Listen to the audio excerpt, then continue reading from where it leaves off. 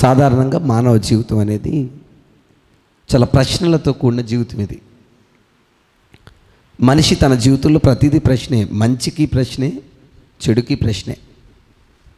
మనం చేసేది మంచో కాదో కూడా తెలియని కొన్ని పరిస్థితుల మధ్య ఈరోజు చాలామంది జీవితాలు కొనసాగుతున్నాయి. తప్పక చేస్తున్నాను అన్న వాళ్ళు కొంతమంది ఉంటే, తప్పు చేస్తున్న వాళ్ళు కూడా చాలామంది ఉన్నారు. కానీ వాస్తవానికి నేను ఎప్పుడూ ఒక మాట చెప్తుంటాను, మానవ జీవితం ఏంటో మనకు అర్థం కావాలంటే దేవుడు మన జీవితానికి రాసిన ఒక చక్కటి మాన్యువల్లే మన చేతుల్లో ఉన్న 66 పుస్తకాల బైబిల్. ఫర్ సపోజ్ ఆ కెమెరా ఉందనుకోండి, ఆ కెమెరా కొన్న బాక్స్లో ఒక పుస్తకం ఇచ్చాడు. ఏంటి పుస్తకం?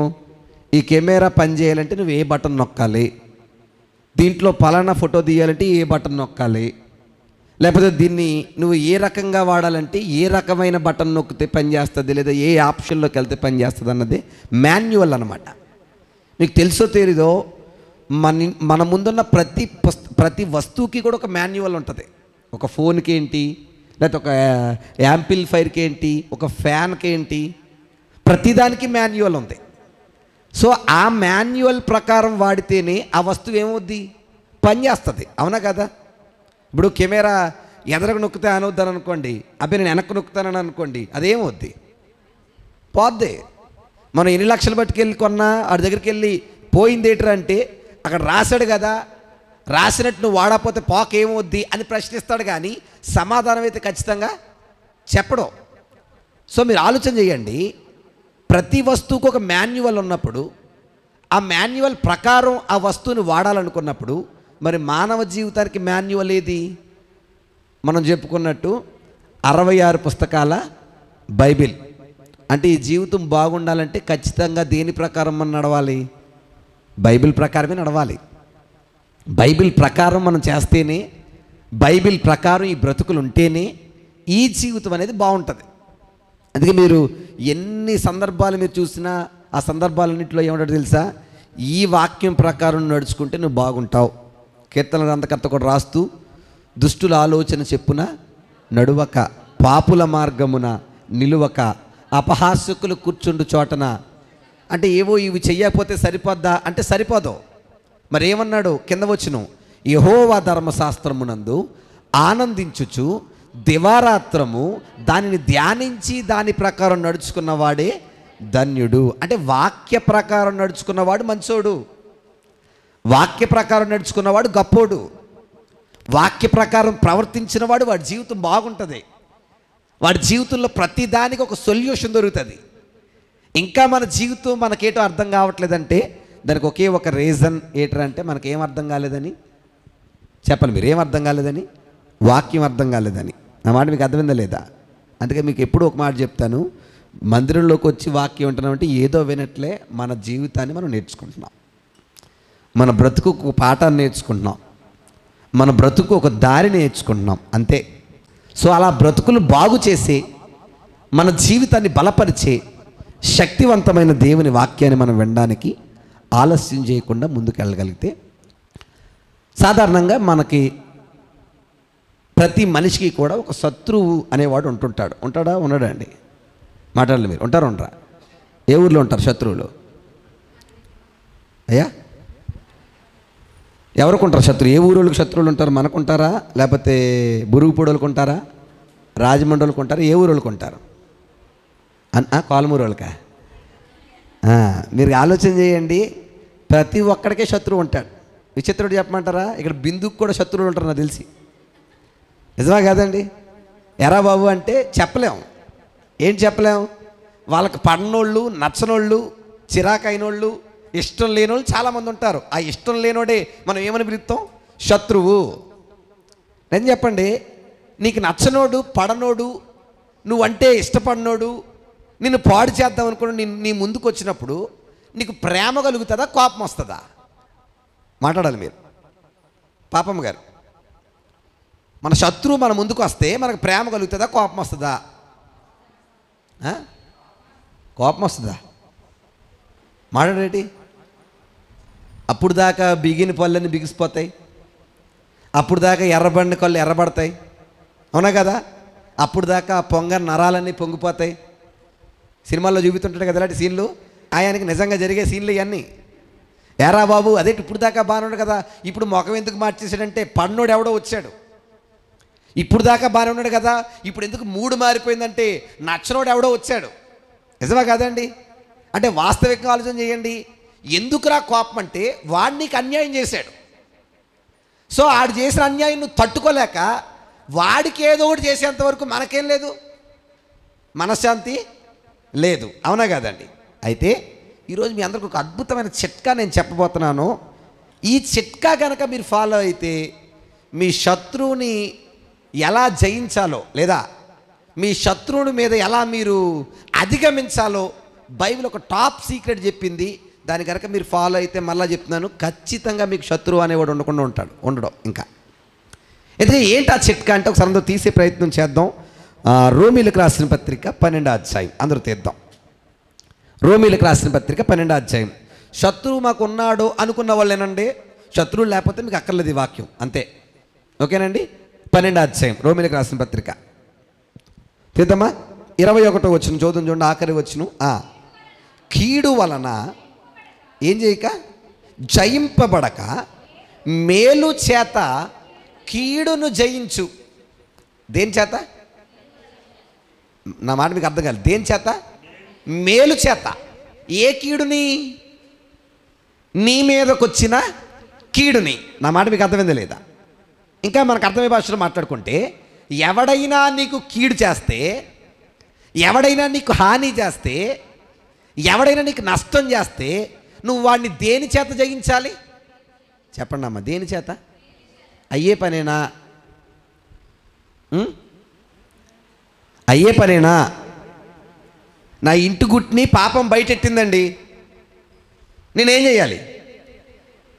నేనేం చేస్తాను? అది పోనీ చెప్పండి, మీరు ఏం చేయాలో తర్వాత చూద్దాం. నేనేం చేస్తాను? నా ఇంటి గుట్టు పాపమ్మ బయటెట్టింది, నేనేం చేస్తాను?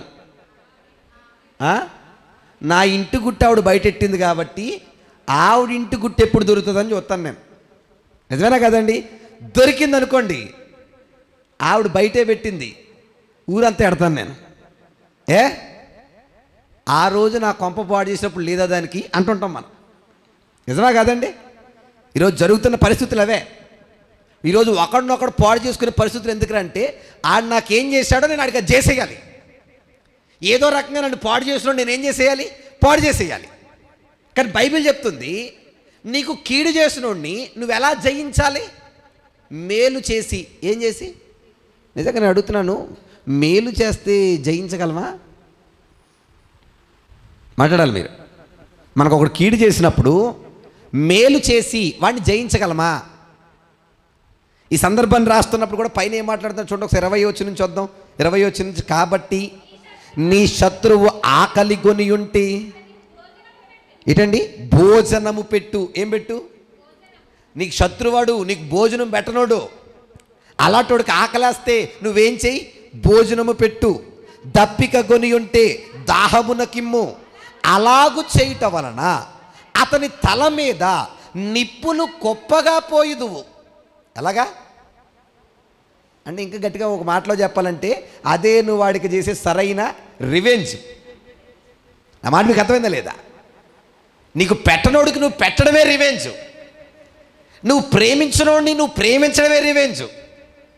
నిన్ను తిట్టినోడిని నువ్వు తిట్టకుండా వాడి కొరకు నువ్వు ఆలోచన చేయడమే రివెంజ్. ఏం చెప్పండి? ఈ రకంగా రివెంజ్ ఎవరైనా తీర్చుకుంటున్నామా? తీర్చుకోవట్లే. మనం ఏంటంటే, తిట్టినోడు తిట్టేయాలి, కొట్టినోడు కొట్టేయాలి, చంపినోడు చంపేయాలి, అన్నవాడిని అనేయాలి, మనం బాధ పెట్టినోడు బాధ పెట్టేయాలి, లేకపోతే మనం టార్గెట్ చేసినోడిని మనం కూడా ఏం చేసేయాలి? టార్గెట్ చేసేయాలి. ఇలాంటి ఆలోచనలు వచ్చేసాయి కాబట్టి ఈరోజు రోజు రోజుకి శత్రువులు పెరిగిపోతూ, శత్రుత్వం పెరిగిపోతూ మన జీవితాలు భయంకరమైన పగలతో ప్రతీకారంతో పాడైపోతున్నాయి. కానండి, వాస్తవానికి దేవుడు చెప్పిన చిట్కా చేస్తే శత్రువు అన్నవాడే ఉండడు. మళ్ళా చెప్తున్నాను మీకు, నిజంగా మేలు చేస్తే మారిపోతారండి మనుషులు? శత్రువుకు భోజనం పెడితే మారిపోతారండి? ఏంటి నన్ను ఇష్టపడినోడిని ఇష్టపడితే మారిపోతారండి అని మీరు అడిగితే, మారిపోతారో మారిపోరో తెలియడానికి ఓ చిన్న సందర్భం మీ మధ్యలో పెడతాను, జాగ్రత్తగా వినండి. బైబిల్లో పాత నిబంధన కాలంలో రాజుల పరిపాలన కాలం అది. ఎవరి పరిపాలన? రాజుల పరిపాలన కాలం. మీ అందరికీ తెలుసు, ఆ కాలంలో ఒక అద్భుతమైన ప్రవక్త ఏలియా. ఏం పేరు?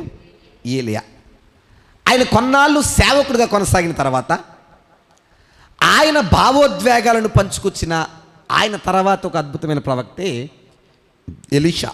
ఏం పేరు? ఎలీషా. ఈ ఎలీషా కాలంలో సిరియా అనే ఒక అన్య దేశపు రాజు ఇశ్రాయేలుల మీద మాటి మాటికి దాడులు చేస్తున్నాడు. బాగా వినాలి మీరు. ఏం చేస్తున్నాడు? దాడులు. మీకు సందర్భం తెలియడానికి ముందుగా చెప్తున్నాను, జాగ్రత్తగా మనసు పెట్టండి. మాటి మాటికి దాడులు చేస్తుంటే విచిత్రం ఏంటంటే, వాళ్ళ దాడి చెయ్యక మునిపే వాళ్ళు ఎలాగొస్తున్నారో ముందు వీళ్ళకి తెలిసిపోయేది. ఎవరికి? ఇశ్రాయేలీయులకి. ఎందుకంటే చెప్పేవాడు ఎవడరా అంటే ఎలీషా. ఎవరు? ఎలీషా. ఎందుకని? ఆయన ఎవరు? సేవకుడు, ప్రవక్త. సో దేవుడు ఆయన పిల్లల్ని కాపాడుకోవడానికి ముందుగానే ఈ ప్రవక్త ద్వారా, ఒరే వాళ్ళ పక్క నుంచి వస్తున్నారు మీరు జాగ్రత్త, వాళ్ళు ఎలాగ వస్తున్నారు మీరు జాగ్రత్త అని జాగ్రత్తలు చెప్పేసేవాడు. అలా చెప్పడంతో అలర్ట్ అయిపోయి వీళ్ళు సెటరైట్ అయిపోయేవారు. ఎవరు? ఇశ్రాయేలీయులు. అనుకోకుండా ఓ రోజు ఎలా తెలుస్తున్నాయరా అబ్బా అన్న డౌట్ వచ్చేసింది సిరియా రాజుకి. ఎవరికి? సిరియా రాజుకి. ఏమైందో చూద్దాం. అందరూ తీయండి రాజుల 2వ గ్రంథం 6వ అధ్యాయం. అందరూ తీద్దాం. రాజుల 2వ గ్రంథం 6వ అధ్యాయం అందరూ తీయాలి. డౌట్ వచ్చినప్పుడు ఈ సిరియా రాజు తన సైన్యం అంతటిని సమకూర్చి ఏమని మాట్లాడుతున్నాడో చూసే ప్రయత్నం చేద్దాం. 6వ అధ్యాయం 12వ వచనం చదువుదాం, లేదా 11 నుంచి చదువుదాం. సిరియా రాజు కల్లోలవాడు అంటే కంగారు పడ్డాడు. అసలు ఎలా తెలుస్తున్నాయి ఈ సీక్రెట్లన్నీ? ఇశ్రాయేలీయులకి ఎలా తెలిసిపోతున్నాడు? కంగారు వచ్చేసింది. ఎవరికి? సిరియా రాజుకి. వచ్చి కల్లోల పడి తన సేవకులందరినీ పిలిచి, మనలో ఇశ్రాయేలు రాజు పక్షమును వహించిన వారెవరైనది మాకు తెలియజెప్పరాదా అని వారిని, రే మనలోనే ఎవడో గూఢచారు ఉన్నాడు రా అన్నాడంట. ఎవరో? సిరియా రాజు. మనం అనుకున్నాయని అక్కడ తెలిసిపోతున్నాయి. ఎలా తెలుస్తున్నాయి మనకు తెలియదంటే, మనలో కూడా ఎవడో వెళ్ళి చెప్తున్నాడు రా అనేటప్పటికీ అతని సేవకులు మాట్లాడుతున్నాడు. ఏమని? అతని సేవకులలో ఒకడు, రాజువైన నా ఏలినవాడా, ఇశ్రాయేలు రాజు మన పక్షమున ఎవ్వరూ లేరు గాని ఇశ్రాయేలీయులలో ఉన్న ఒక ప్రవక్తయగు ఎలీషా మీ అంతఃపురమందు మీరు అనుకొనిన మాటలు ఇశ్రాయేలు రాజునకు. ఇంతకీ ఈ సీక్రెట్లని చెప్పేవాడు ఎవరు? ఎలీషా. నువ్వు ఇక్కడ అంతఃపురంలో అనుకున్నాయి, అక్కడ ఎవరు తెలిసిపోతున్నాయి? చెప్పండి, ఎవరు తెలిసిపోతున్నాయి? ఇంతకీ ఎలీషాకి ఎవరు చెప్తున్నారు? దేవుడు. ఆ మాట మీకు అర్థమైందా లేదా? ఈ ఇశ్రాయేల్ కాపాడాలన్న కాన్సెప్ట్తో ఆ సేవకుడైన ఎలీషా ద్వారా ఎప్పటికప్పుడు హెచ్చరిస్తూనే ఉన్నాడు. విచిత్రం ఏంటంటే, ఈ సేవకుడి మాట వారు వినబట్టి వాళ్ళు బాగుపడుతున్నారు. ఎవరు? ఇశ్రాయేలీయులు. నా మాట మీకు అర్థమైందా లేదా? ఆ సిరియా రాజు వస్తున్నాడు రా, మిమ్మల్ని చంపైపోతున్నాడు ఈ దారి నుంచి అనగానే నీ మాట మేము ఎందుకు వింటాం అని ఉంటే వాళ్ళకి రక్షణ దొరకపోయేదేమో. మీరు ఆలోచన చేయండి. అంటే సేవకుడి ద్వారా మనతో మాట్లాడుతున్నప్పుడు అది మంచిగా చెడుకా? దేనికి మాట్లాడుతున్నాడు? ఒక ప్రమాదం ఉందని చెప్పి మన ప్రమాదంలో నుండి మనల్ని బయటకు పడేయడానికే మాట్లాడుతున్నాడు. ఎవరు? దేవుడు. అంటే మీరు అర్థం చేసుకోండి, ఒక సేవకుని మాట దేవుని మాటగా తీసుకున్నప్పుడే మనం బాగుపడగలం. నా మాట మీకు అర్థమైందా లేదా? ఏదో హిస్కియా కింగ్ వస్తున్నాడు, మనకు తెలిసినోడే, చిన్నప్పటి నుంచి తమ్ముడు అన్నయ్య కావాల్సినోడే, ఏదో పూట మాట్లాడుతాడు వెళ్ళిపోతాడు అనుకుంటే ఆ మాట వల్ల మనకు ఉపయోగం ఏమి ఉండదు. ఒరే పలానా దేవుడు ఓ ప్రమాదం ఉందని, నాకు ఓ కష్టం ఉందని, నాకు ఓ ఇబ్బంది ఉందని, ఈ ఇబ్బంది కొరకు ఈరోజు నా సేవకుని నా దగ్గరకు పంపి మాట్లాడాడు అన్న భావన మనకు వస్తేనే ఆ మాట వల్ల మనకి ఏముంటాయి? ఉపయోగం ఉంటాయి. ఈ ఎలీషా మాటలు కూడా అక్కడ రాజు ఉపయోగకరంగా తీసుకున్న చేత సమస్యల నుండి ఏం చేయబడ్డాడు? రక్షించబడ్డాడు. సో ఎప్పుడైతే ఎలీషా సీక్రెట్లు రివీల్ చేస్తున్నాడని రాజుకు అర్థమైందో, ఇప్పుడు రాజు టార్గెట్ అంతా ఎలీషా మీద పడింది. ఎవరి మీద? ఎలీషా మీద. బాబు ముందు ఇశ్రాయేలీల్ని రాజుని కదా చంపాల్సింది, ఎవరిని చంపేయాలి? చెప్పండి మీరు, ఎవరిని చంపేయాలి? ఎలీషాని చంపేయాలి అని కొంతమందిని ఎలీషా మీదకు పంపాడు. ఇప్పుడు సిరియా సైన్యం చాలామంది బయలుదేరి ఎలీషాని చంపడానికి ఎలీషా మీదకి వస్తున్నారు. బాగానే మీరు ఎవరిని చంపడానికి? ఎలీషాని చంపడానికి. ఈలోపు దగ్గర పడుతుండగానే ఎలీషా ఒక చిన్న ప్రార్థన చేశాడు వాళ్ళని చూసి. ఏమని? చూడండి అందరూ తీయండి, 6వ అధ్యాయము 18వ వచనం. ఆ దండువారు ఎవరిని సమీపించినప్పుడు? వెరీ గుడ్, ఎలీషాని సమీపించినప్పుడు ఎలీషా ఈ జనులను అంధత్వముతో మొత్తమని యెహోవాను వేడుకొనగా ఆయన ఎలీషా చేసిన ప్రార్థన చెప్పున. అంధత్వంతో మొత్తడం అంటే, అయ్యా నన్ను చంపడానికి వస్తున్న వాళ్ళందరికీ కొద్దిసేపు కళ్ళు కనబడకుండా చేయి అని ప్రార్థన చేశాడంట ఈయన. ఎవరో? ఎలీషా. వెంటనే వాళ్ళందరికీ కళ్ళు కనబడలేదంట. పాపగారు మాట అంటాను, వాళ్ళు ఎవరిని చెప్పడానికి వచ్చారు? ఎలీషానే కదా. ఇప్పుడు కళ్ళు కనబడడం మానేసే వాళ్ళకి ఎలీషా ఏం చేయొచ్చు? ఈజీగా చంపేయచ్చు. ఎవడరా నువ్వు నా కోసం వస్తావా, ఏంటి నా మీదకి వస్తావా, అంత దమ్ముందా అని రివెంజ్ తీసుకొని ఈజీగా లేపేయచ్చు. కానీ విచిత్రం ఏంటంటే దైవ మనసు కలిగిన వాళ్ళు ఇలాగ ఉంటారేమో అనిపిస్తుంది ఎలీషాని చూసినప్పుడు. ఎంత చక్కటి సందర్భం చూడండి ఇది. తనను చంపుదామని ఒక బ్యాచ్ వస్తే వాళ్ళ కళ్ళు కనబడకుండా ప్రార్థన చేస్తే, ఈలోపు కళ్ళు కనబడకపోతే దొరికిందే అవకాశం అనుకోకుండా ఏం చేస్తున్నాడు చూడండి ఈయన. అప్పుడు ఎలీషా, ఇది మార్గము కాదు, ఇది పట్టణము కాదు, మీరు నా వెంట వచ్చిన ఎడల మీరు వెదకువాని యొద్దకు మిమ్మల్ని తీసుకుని పోదునని వారితో. ఇంకా చెప్పాలంటే ఆ కళ్ళు కనబడే వాళ్ళ దగ్గరికి వెళ్ళి, మీరు ఎవరి కోసం వచ్చారో వాళ్ళ దగ్గరికి నేను ఏం చేస్తాను, తీసుకెళ్తానని చెప్పి చెయ్యట్టుకొని తీసుకెళ్ళాడంటే ఈయన. ఎవరు? నా మాట మీకు అర్థమవుతుందా లేదా? ఏం బట్టుకు తీసుకెళ్ళాడు? చేయబట్టు తీసుకెళ్ళాడు. తీసుకెళ్ళాక ఏమైంది? 20వ వచనం. వారు షోమ్రోనులోకి వచ్చినప్పుడు అతడు యెహోవా వీరు చూచినట్లు వీడి కళ్ళు తెరవమని ఏం చేయగా, మళ్ళీ షోమ్రోనుకి రాగానే మళ్ళీ ప్రార్థన చేశాడు. అయ్యా వీళ్ళందరి కళ్ళు ఏం చేయి, తెరువు అని ప్రార్థన చేయగా యెహోవా వారి కళ్ళు తెరిచెను గనుక వారు షోమ్రోను మధ్య ఉన్నామని తెలుసుకొని చూచిరి. అంతట వారికి భోజనము పెట్టించి వారు తిని తాగిన తరువాత వారు తమ యజమానుని యొద్దకు, ఎక్కడికి? గురువుగారి దగ్గరికి వెళ్తారన్నాడంట. ఎవరు చెప్పరు? ఎవరు అసలు? వాళ్ళు ఏం చేయడానికి వచ్చారు? ఈయనేం చేశాడు? జాగ్రత్తగా ఇంటికి తీసుకెళ్ళి భోజనం పెట్టండి అంటున్నాడంట. ఎవరికి? శత్రువులకి. నారమ్మ గారు, ఇటు భోజనం పెడితే శత్రువులు మారిపోతారా? మాట్లాడేటి మారిపోతారా? మీరు ఆలోచన చేయండి ఒకసారి. అసలు ఒక నేను చంపుదామని వచ్చినప్పుడు అప్పటికే ఈ సిరియన్లు చాలా బాధలు పెట్టారు ఇశ్రాయేలీని. చాలా బాధలు చుట్టముట్టేశారు కొన్ని సందర్భాల్లో అయితే. మరి అన్ని బాధలు పెట్టినప్పుడు దొరికిందే ఛాన్స్ అని వాళ్ళని చంపేయాలా వద్దా? శత్రువు దొరికినప్పుడు చంపేయాలి కదా.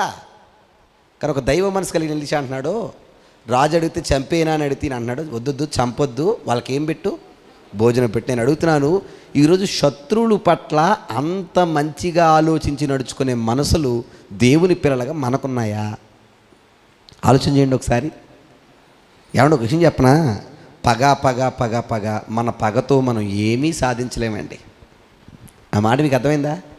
మీ ఇంట్లో వాళ్ళ మీదైనా బయట వాళ్ళ మీదైనా ఎవరి వాది మీదైనా మీరు పగతో సాధించేది ఏమీ లేదు. మీకు ఆయాసం, దగ్గు, అలసట తప్ప. నా మాట మీకు అర్థమైందా లేదా? ఖచ్చితంగా ఒక వ్యక్తి మారడానికి పగ పనికిరాదు. నువ్వు పగతో కొట్టినంత మాత్రాన, తిట్టినంత మాత్రాన, కోపడినంత మాత్రాన, చిరాకు పడినంత మాత్రాన, అసహించుకున్నంత మాత్రాన వాడు ఏమవడు, మారడు. మరి ఎలా మారతాడు? నువ్వు చూపే ప్రేమను బట్టే మారతాడు. అది ఇల్లైనా బయటైనా ఏదైనా. ఆ మాట మీకు అర్థమైందా లేదా? ఎక్కడైనా సరే నువ్వు చూపించే ప్రేమను బట్టి, నువ్వు చూపించే క్రియను బట్టి ఆ మనుషులు మారుతుంటారు. విచిత్రం చూడండి, చంపడానికి వచ్చారు ఎలీషాని. ఏం చేశాడు? అవకాశం దొరికిన ఎలీషా ఏం చేయలేదు, చంపలేదు, చంపనివ్వలేదు. పైగా ఏం చేశాడు? భోజనం పెట్టాడు. ఇప్పుడు అలా ఎలా మారిపోయారు చూడండి. భోజనం పెడితే ఎన్నవచ్చును ఏదండి? అతడు వారి కొరకు విస్తారమైన భోజన పదార్థములు సిద్ధపరచగా. అంటే అర్థమేటి? విస్తారమైనవంటే చుట్టాలకు పెట్టాడు భోజనం. చుట్టాలకు ఎలా పెడతామండి? మాట్లాడేటి చుట్టాలకు ఎలా పెడతాం? చచ్చిపోతారు మన ప్రేమకి. నిజమే కదా? చుట్టరికానికి వచ్చినప్పుడు మనం భోజనాలు మామూలుగా ఉండవు. చుట్టాలకు పెట్టాడు శత్రువులకి. విస్తారమైన భోజన పదార్థాలు పెట్టగా వారు అన్నపాలను పుచ్చుకొని రాజు సెలవు పొంది తమ యజమానుని యొద్దకు పోయిరి. అప్పటి నుండి సిరియనుల దండువారు ఇశ్రాయేలుల దేశము మీదకి వచ్చుట. ఏమయ్యారు? మార్చేసిందా ప్రేమ? మార్చిందా? భోజనం కాదు అక్కడ సబ్జెక్టు. ఏం చూపించాడు ఆయన? అది మ్యాటర్. ఏం చూపించాడు? ప్రేమ. అంటే మీరు అర్థం చేసుకోండి, మన పగ మన శత్రువుని ఏం చేయదు? మార్చదు. మన శత్రువుని పాడు చేయదు, సరికదా? మన జీవితాలే ఇంకా నాశనం చేస్తుంది. మరి నీ శత్రువు కూడా మారాలంటే, నీ శత్రువు కూడా సరైన బుద్ధి రావాలంటే నువ్వేం చేయాలి? చెప్పరు, ఏం చేయాలి? ప్రేమించాలి. ఏరాబాబు అంటే నీ ప్రేమే ఏదో రోజు అడుగు గుణపాఠం కలిగిస్తుందండి. మీకు మాట చెప్పనా, చాలా సంఘాల్లో, చాలా ఊళ్ళో, చాలా కుటుంబాల్లో నన్ను వ్యక్తిగతంగా చాలామంది తిట్టుకుంటుంటారు. నాకు చాలా వినబడుతుంటాయి. పలానా ఆయన నేను అన్నారు, పలానా ఆయన నేను అన్నారు. వింటాను, ఒకటే అనుకుంటాను, ఎవడైతే ఎక్కువ అంటున్నాడో ఆడిని ఎక్కువ ప్రేమిస్తాను. నా మాట మీకు అర్థమైందా లేదా? నన్ను ఎవడెక్కువ తిడుతున్నాడో వాడిని ఎక్కువ ప్రేమిస్తాను. ఎందుకు తెలుసా? వాడిని నేను తిరిగి తిట్టడం వల్ల, వాడిని టార్గెట్ చేయడం వల్ల నాకు కలిసి వచ్చేది ఏమీ లేదు. కానీ నా ప్రేమ వాడికి అర్థమయ్యి ఏదో ఒకరోజు అనిపిస్తుంది కదా, ఇలాంటి ఉన్నా నేను అన్న మాట అనిపిస్తుంది చూసారా, అది చాలు గుణపాఠం వాడికి. నా మాట మీకు అర్థమైందా లేదా? అది చాలు. యేసు ప్రభువుని కూడా చంపిన వాళ్ళందరూ కూడా బాధపడ్డారు. ఆఖరికి ఏమని తెలుసా? ఎంత మంచోడా మేము సిలువ వేసింది, ఎంత గొప్ప మేము సిలువ వేసింది, అదే వాళ్ళకి నరకం. నా మాట మీకు అర్థమైందా లేదా? అదే వాళ్ళకి నరకం. అంటే మీరు అర్థం చేసుకోండి, కీడుని మనం దేని ద్వారా జయించగలం? దేని ద్వారా? మేలు ద్వారే. పగన దేని ద్వారా అంటే ప్రేమ ద్వారే. అందుకే మత్తయి సువార్తలో కూడా యేసు ప్రభు వారు రాస్తూ ఒక మంచి మాట అంటున్నాడు, చూసి ముగించే ప్రయత్నం చేద్దాం. 5వ అధ్యాయం మత్తయి సువార్త 44వ వచనం. మత్తయి సువార్త 5వ అధ్యాయం 44వ వచనం చూడండి. నేను మీతో చెప్పేది ఏమిటంటే, మీరు మీ పరలోకమందున్న మీ తండ్రికి కుమారులై ఉండునట్లు. ఎవరికి కుమారులు? దేవునికి ఏమవ్వాలి? మీరు కుమారులు అవ్వాలంటే ఏం చేయాలంటే, మీ శత్రువులను ప్రేమించుడి, మిమ్మల్ని హింసించు వారి కొరకు ఏం చేయండి? ప్రార్థన చేయండి. అదే నువ్వు తీర్చుకునే పెద్ద రివెంజ్ అంతే. అర్థమైందా లేదా? శత్రువుని ఏం చేయాలి? ప్రేమించాలి. నేను బాధ పెట్టేవాడు కొరకు ఏం చేయాలి? ప్రార్థన చేయాలి. ప్రేమిస్తే, ప్రార్థన చేస్తే, మంచి చూపిస్తే మారతారా? బెస్ట్ ఎగ్జాంపుల్ చూసాం. మారతారా? మారరా? ఖచ్చితంగా మారతారు. దేవుడంటే తెలియని వాళ్ళు సిరియన్లు అంటే అన్యులలో. అలాంటి అన్యులే మన ప్రవర్తన బట్టి ఏమయ్యారు? మారారు. పొద్దున్న పిల్లోని చూడడానికి తాతయ్య గారు వచ్చారు ఇంటికి వచ్చినప్పుడు ఒక ఆయన వచ్చి రాగానే, ఆయన ఎవరో బయట ఆయనే, నాకు తెలియదు, కానీ చాలా ప్రేమగా మాట్లాడతాడు నాతో. ఆయన ఏదో ఇస్తుంటే వద్దన్నారు. నేను అన్నాను, పాస్టర్ గారు వచ్చి ఇంటికి వచ్చి తీసుకోకుండా వెళ్ళకపోతే ఎలాగండి అని అన్నాను. నేను అనేటప్పటికి తాతయ్య గారు వెంటనే అన్నారు, ఆయనతో మాట్లాడుతున్నారు, వాళ్ళిద్దరు మాట్లాడుకుంటూ అన్నారు, ఏమని తెలుసా, అదే మరి దేవుని పిల్లలకి ఉండే ప్రేమ అలాగే ఉంటుందండి అని అన్నారు. కానీ చాలా చోట్ల మీరు గమనించండి, మన ఇంటికి వచ్చి మనం ప్రేమించే మాటలను బట్టి, మనం ప్రేమించే పనిని బట్టి, మనం ప్రేమించే తీరుని బట్టి వాడు మనకు చుట్టం కాకపోయినా ఆటోమేటిక్గా దగ్గర అయిపోతుంటాడు. మనం ఏం చూపించబట్టి? ప్రేమ చూపించబట్టి. అవునా కదండి? అంటే ప్రేమతో పగవాళ్ళను కూడా మనం మార్చేయగలమా?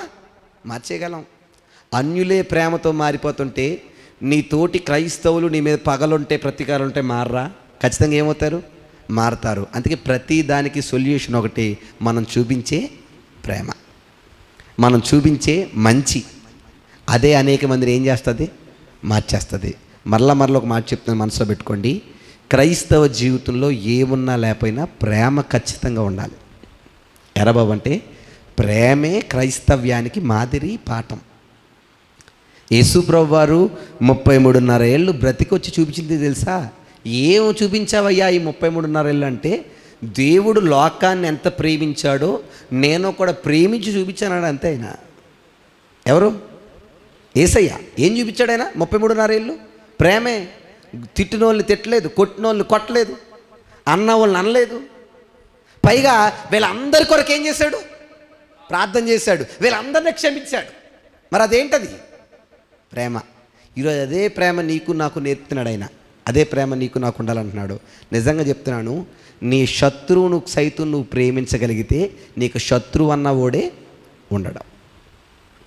ఎలాంటోడైనా ఏమవుతాడు? మారతాడు. మరలో ఒక మాట, నీ శత్రువే మారిపోతుంటే నీ బిడ్డలు మారరా నువ్వు ప్రేమిస్తే? నీ భార్య మారదా నువ్వు ప్రేమిస్తే? నీ భర్త మారడా నువ్వు ప్రేమిస్తే? అంటే నీ కుటుంబం మారదా నువ్వు ప్రేమిస్తే? అంటే ఇంకా నీ కుటుంబాల్లో నువ్వనుకున్న మార్పులు. చాలామంది అంటారు, మా ఇంట్లో ఎవ్వరు లెక్క చేయట్లేదు దగ్గర. నిన్నెందుకు లెక్క చేయరు? నువ్వేం చేయక? ప్రేమించక. నువ్వు ఎప్పటికైనా ప్రేమించు, నువ్వు ప్రేమించు, ఏదో రోజు ఆడికే బుద్ధి వస్తుంది. అర్థందా లేదా? కొంతమంది ఎలాగంటావు డైలాగ్ వేస్తుంటారు, మరీ ఎంత మంచిగా ఉండడం ఏమవుదండి, పనికిరాదండి. దేవుడు అలాగే ఉండమని మనం ఏం చెప్తాం? నువ్వు మంచిగా ఉంటేనే ఏ రోజుకైనా ఆడే తెలుసుకుంటాడు అంటారు దేవుడు. వస్తాను వచ్చేవారం అదే ప్రసంగం మీకు, దానికోసం మాడతాను. వచ్చేవారం అదే ప్రసంగం మీకు, అదికి మంచి ప్రమాదం అని. సరే పక్కన పెడదాం. కానీ మనుషులు ఏమంటారు, మరీ అంత మంచి పనికిరాదండి అంటుంటాం. కానీ విచిత్రం ఏంటంటే దేవుడు అంటున్నాడు, నీ శత్రువుని సైతం నువ్వు మంచిగా ప్రేమించినప్పుడే వాడేమవుతాడు? మారతాడు. అందుకే బైబిల్లో కూడా మాట కదా, ప్రేమ అంట అనేక దోషములు కప్పును. ప్రేమకున్న గొప్పతనాలు కొరింథీ పత్రికను కూడా రాస్తూ అంటాడు.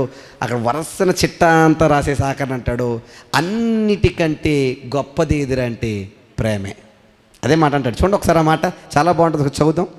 కొరింథీ రాసిన మొదటి పత్రిక ఎన్నో అధ్యాయం అండి? ఎన్నో అధ్యాయం అది? 13వ అధ్యాయం. మొదటి కొరింథీ 13వ అధ్యాయం 4వ వచనం కాదు, 13వ అధ్యాయం 12వ వచనం చదువుతామా? 13వ వచనం చదువుతామా? కాగా విశ్వాసమును, నిరీక్షణను, ప్రేమయు ఈ మూడు నిలుచును, వీటిలో కూడా శ్రేష్టమైనది ఏంటంట? ప్రేమ. ఏది? ప్రేమ. అంటే నువ్వు వాక్యం చెప్పన్నా ఒకరిని మార్చగలవో లేదో తెలియదు, కానీ ఏం చూపించి మార్చగలవు? ప్రేమ చూపించి. అంత గొప్ప శక్తి ప్రేమకుంది. కాబట్టి దేవుడు అన్నాడు, కీడు చేత నువ్వు ఎవరిని జయించలేవు, దేని చేత? మేలు చేత మాత్రమే జయించు. పగతో జయించలేవు, ప్రేమతోనే జయించు. ఇక నుంచి ఈ చిట్కా గనక మన ఇళ్ళల్లో ఫాలో అయితే, మన ఇంటిలో మన వారందరినీ కేవలము ప్రేమ కలిగి ప్రేమిస్తూ నడుచుకునే ప్రయత్నం మనం చేయగలిగితే ఖచ్చితంగా వారి జీవితాలు మార్చే ప్రయత్నం ఎవరిది? దేవుడిది. సో మన వంతుగా మనకు చెప్పిన ప్రయత్నం చేస్తూ ఈ జీవితాన్ని ఆయనకి విడిచిపెడుతూ ప్రేమ కలిగి నడుచుకుందాం, ప్రేమ కలిగి ప్రవర్తిద్దాం, ప్రేమ కలిగి అనేక మంది పట్ల ప్రవర్తించే విధానాన్ని మనం కనుపరుద్దాం. మిగతాదంతా ఆయన చేతికి విడిచిపెడదాం. ఎవరిని ఎప్పుడు ఎలా మార్చాలో ఆయనే చూసుకుంటాడు. అట్టి మనసులు మీకు, నాకు, మనకు, మనందరికీ దేవుడు దయచేసి బలపరిచి నడిపించి స్థిరపరచునుగాక. ఆమేన్. అందరికి వందనాలండి.